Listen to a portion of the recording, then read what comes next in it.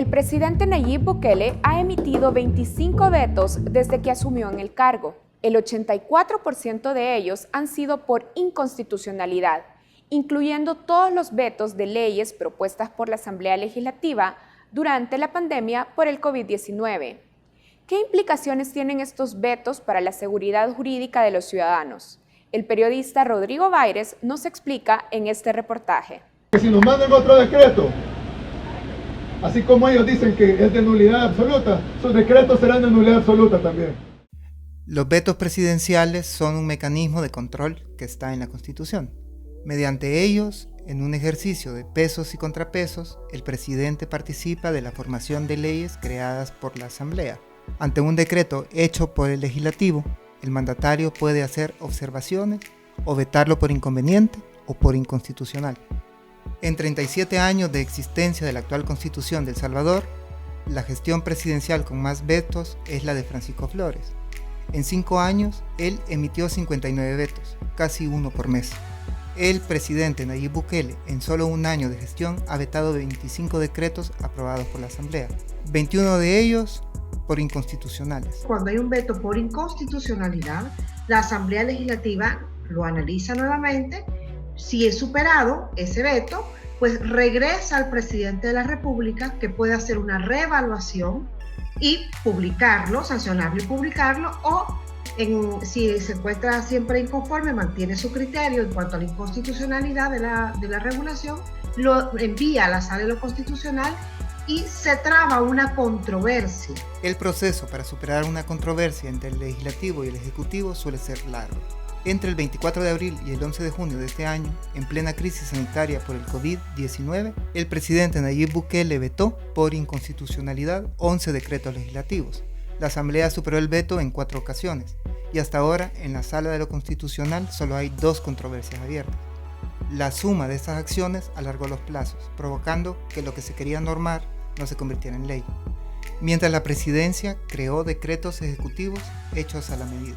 El presidente está jugando con los plazos a dilatar, a bloquear a otro órgano, al órgano legislativo, y salirse con la suya con todos esos decretos que ya la Sala le dijo claramente que todos fueron inconstitucionales. Todos los abogados consultados por Focus reconocieron que es legal que el presidente vete un decreto de la Asamblea, pero dicen que hay que analizar si este uso de los vetos es o no abusivo, proporcional o incluso racional, o si con ellos pretende alargar plazos para que no entren en vigencia leyes que no son de su agrado. Los argumentos son tan absolutistas en el sentido de decir aquí protegemos la vida y la salud, que al final con ese argumento pretenden justificar cualquier tipo de acción que vulnere el resto de derechos humanos. Y de esa manera, pues lo que pone en riesgo es el principio de integralidad de los derechos humanos. El veto al decreto 648 es un buen ejemplo de ello. Los diputados sostienen que el 90% de los insumos del decreto legislativo 648 sale de los 6 días de reuniones entre la Comisión Política de la Asamblea y los funcionarios del gobierno central. Al final, el Ejecutivo se retiró de la mesa y sin su visto bueno, la Asamblea aprobó el decreto el 30 de mayo pasado. En él se planteaba el fin de la cuarentena obligatoria y la reactivación económica de forma escalonada. Desde un día antes, aun cuando la ley no estaba aprobada por el Pleno, el presidente anunció el veto en su cuenta de Twitter, una muestra más de su pugna con la Asamblea. Aprueban una ley de emergencia que no tiene nada que ver con la ley de emergencia, por eso la voy a vetar. No tiene nada que ver con la ley de emergencia. Esta es una ley de apertura económica de golpe, que solo busca hacer más ricos a los más ricos y matar a los más pobres. Da la impresión que se ha forzado la interpretación de la Constitución para hacerlo llegar a donde el presidente quiere hacerlo llegar, y con eso bloquear el rol de la Asamblea Legislativa, que es la primera llamada a regular las situaciones tanto ordinarias como excepcionales. Y es que Bukele ya no solo anunciaba anticipadamente su veto, sino que reconoció que lo vetaría por inconstitucional y que se tomaría todo el tiempo legal disponible para alargar una eventual entrada en vigor de esa ley. Anuncios aparte, el presidente firmó el veto al decreto 648 el 5 de junio, 4 días después de haberlo recibido, pero la presidencia tardó 6 días más para enviarlo a la Asamblea, cumpliendo así el plazo máximo de 8 días hábiles que le da la Constitución.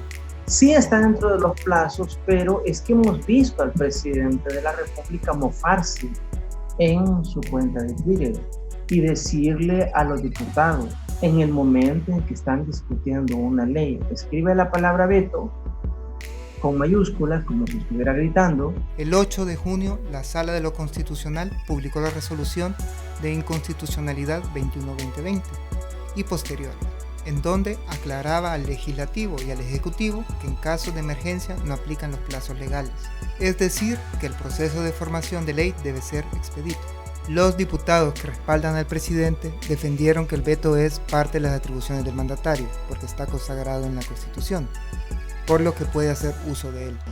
Nosotros no superaríamos el veto, nuestros votos nos acompañarían. Y en todo caso ya anunció el presidente que si se llega a superar, pues él lo va a mandar a la Sala de lo Constitucional. Al vetar por inconstitucionalidad, el Ejecutivo alarga plazos de una forma legal. La Sala tiene 15 días para resolver la controversia según la ley, pero la misma da 10 días hábiles para escuchar a la Presidencia y a la Asamblea. Luego toma otros 15 días hábiles para resolver con base a lo expuesto por ambos. Esto significa al menos un mes y medio sin ley, mientras el Ejecutivo crea sus propias normas a su medida. No solo por el uso del mecanismo se da el conflicto, se puede dar la vulneración, sino el alcance o los motivos que llevan a tomar esa decisión. Y digo esto porque si son motivos infundados, es decir, si no tienen ningún fundamento, ahí sí, sin duda, estaríamos frente a un veto abusivo. Entonces el presidente está jugando con eso. Si él veta, le superan el veto y va a la sala, ahí hay mucho tiempo que se pierde mientras él va gestionando con sus decretos ejecutivos la crisis sanitaria.